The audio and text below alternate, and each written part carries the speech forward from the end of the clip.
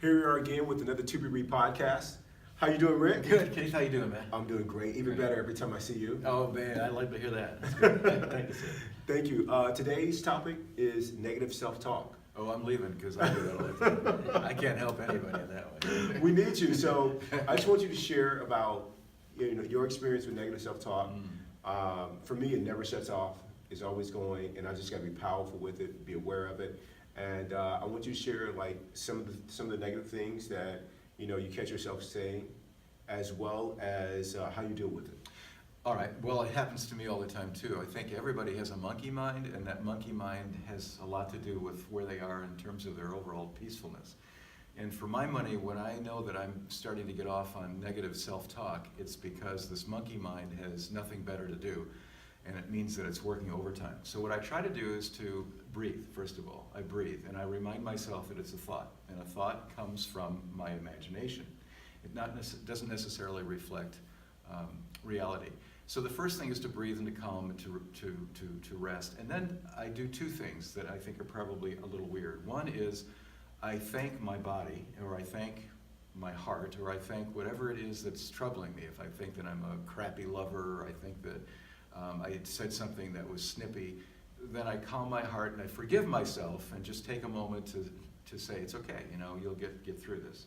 If it's something physical where I've done something and I just feel badly about it, I'm sick or something, I try to I put my hand on the affected area and I say to it, you're doing great, I really appreciate how strong your legs are, how hard you're working for me, stuff like that. So it's two things. It's calming the mind with breath, and then the second thing is to try to do some reinforcing, some out loud verbal reinforcement about not being negative and being positive. Oh, I like it. I like it a lot. But it doesn't work all the time. But at least you're mindful of it. As you said, the first step is knowing that you're doing it. The monitoring is really, really important. But I'll tell you something that's really important, and that is that the more you think that you can't, the more you're going to be right. Because your mind, your whole being will fall into line to pull that off. Right. Yeah. I don't want to, if I'm thinking I can't do any TRX, I'm terrible at it, that's what'll happen. Right. I totally agree. So for me, the negative self-talk, it's like what you said, it never shuts off. It starts immediately. In the morning when I wake up, it's like sitting there or laying across the bed for me on the other pillow, and it's like, we've been waiting for you to wake up. So we got a long list of things here that we want to get into. How those knees feeling right now? You going to work out? Oh, how's your bank account looking? You're not looking as fit as you normally look. Are you pleased with the things you've accomplished so far in life? You're 47, time's running out. It doesn't stop. So what I have to do, and I've learned this, and it's been a godsend over the last 2 years, I get up, I grab my phone, I go to either YouTube, or I go and find a video that's by some teachers that I really respect a lot. Every day you do this? Every single day. Oh, man. I do not miss a day, whether I'm on vacation, I have to, because it won't stop. Even if I had a great day, and I got a reason to be super, super happy, I got it going. Because I know lurking behind that corner is waiting for me to fall asleep on the job. And so I listen to something that gets my mind in the right place. And it's just like I exercise my body. The first thing I do is breathe, meditate a bit, and exercise my mind every single time. When the tape is over, or the YouTube program is over, does it come right back, or does it seem to keep it away? Oh, it's away. Oh, really? I'm good to go. I'm locked. He's a freak. I don't think this is true. It's not going to work for you. Don't even. It's gone for that. It's gone for that day. I'm locked in from that point on. Wow. Yeah, wow. Because it almost what happens for me is that I am being active almost every day. I don't necessarily work out every day, but I'm going to meet a client. I'm going somewhere else. So from the time that I wake up before my next interaction with another person is absolutely critical. That's my time, and it's my time to get ready to interact with the world. And so what I have to do in that space is I have to, be in the right positive mindset. I've got to get my game on. These NBA players, whether it's Michael Jordan when he played, or Steph Curry and LeBron James, they have a ritual that they go through before they step on the court, and it's showtime. And so I kind of have the same little ritual in my small little way of getting ready for the day. And it's like on a track meet, and I'm on a relay team. So the podcasting for a stronger mindset happens from the moment I wake up and I push play, and then the baton is handed off to exercise. And once I start exercising, even if I don't feel like it, chemically, it unlocks something in me to where I have more energy, I want to do more, and the motivation comes to me. The motivation is not what gets me to the gym, because I got every reason why I don't want to go. It's after I've done that first set of squats, I've done some lunges, and then I'm like, oh man, I feel good. I'm so glad I'm here. So that is my formula for dealing with the negative self-talk, is to put something positive in my ears as quickly as possible. Well, one thing that we share in common with both of the ways that we cope with this is that it's habit, right? Yes. You get into a habit and you just continue to repeat the habit over and over again until it becomes almost second nature.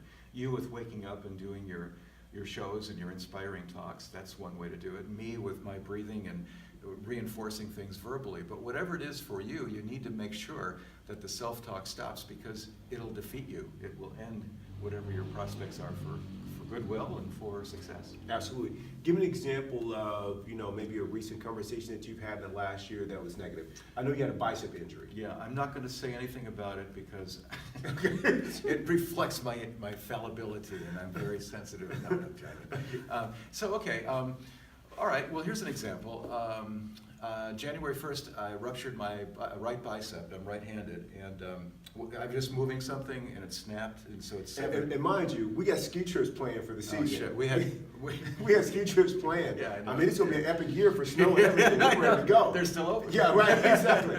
So you tore your bicep. So I tore my bicep. It was I couldn't get to the hospital, so I had to wait 2 days. And what happens is that the thing migrates up here, and it looks awful, and it feels worse.